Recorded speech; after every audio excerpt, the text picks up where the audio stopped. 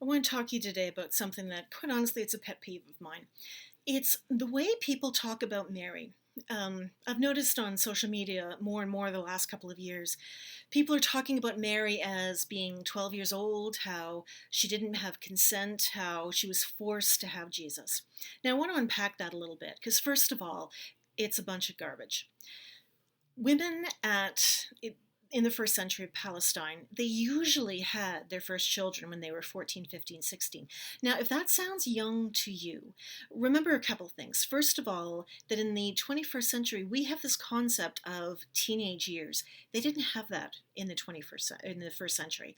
They were they were immature, and then they were an adult. They didn't even have the concept of childhood. That didn't come in until the late Middle Ages.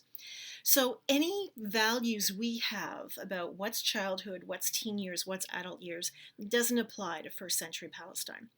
The second thing to remember is that in first century Palestine, most people, a good 50% of the population was dead before the age of 10. Another 50% of that was dead by the age of 20. So we're not talking of people who lived very long. Now, there's some people that made it all the way to 60 and 70, but that was very, very rare. They didn't have the seniors we had today. Work was hard. Life was hard. They didn't have the medical care we have. They didn't have the vaccines we have. They didn't have the knowledge of health and sanity, safety, and any of those things that we had. All labor was manual labor.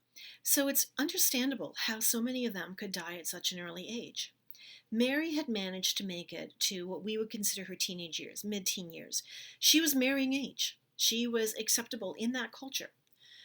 She had also been betrothed to someone, and at the time they had a two-part marriage ceremony where the first year they made a commitment to each other, and then they had to spend that time getting to know each other, and the husband had to show that he could provide for and pay for the life of his wife, and then at the year mark, mostly sometimes later than that, he would go and get her from her father's house and move her into either his new house or his parents' house, and that's how they would live. That was marriage at the time. So Mary and Joseph were halfway through the ceremony. They basically, the only part that hadn't happened is that Mary hadn't moved into Joseph's place yet. So in the middle of this age appropriate young woman who is already committed to someone is approached by an angel and told, in fact, that God chose her. But there's nothing in that said Mary was forced. Absolutely none. The angel said this is what God would like. And Mary shot back with questions, just like Moses did, just like David did, just like Samuel did, just like all the other greats in biblical history did. Mary shot back with questions.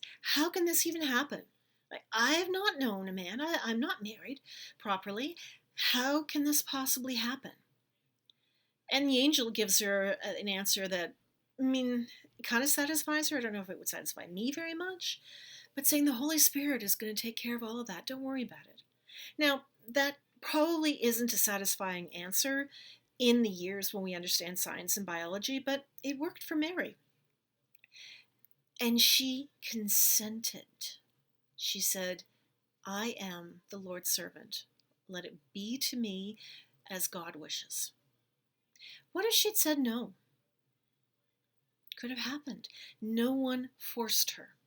So the next time you see something online that talks about Mary being way too young, talks about her being an exploited child, talks about her having no freedom, no choice, no ability to consent, you will know better and you'll be able to respond. Mary was the appropriate age for that culture. She had already done half of the wedding ceremony, and she said yes when asked. She had a choice, and she made it. And it was rather a brave one, because she had to deal with all sorts of social stigma afterwards, plus the very real fear of dying in childbirth, which a lot of women did. But she said yes. She was not forced or coerced in any way. And just to tag on to that, if someone said, yeah, that's what they say, but God was omnipotent, remind them that one of the hallmarks of the Jewish and Christian tradition is free will. God does not force us to do anything. The gods that forced people were the Greek gods, the Roman gods, the Egyptian gods, the Persian gods, all the gods they walked away from when they decided to choose the Hebrew God that became the Christian God. There's no force going on. If we didn't accept God's requests for us, it's done. I mean, they might be revisited, but it's not going to be forced on us. It wasn't forced on Mary either.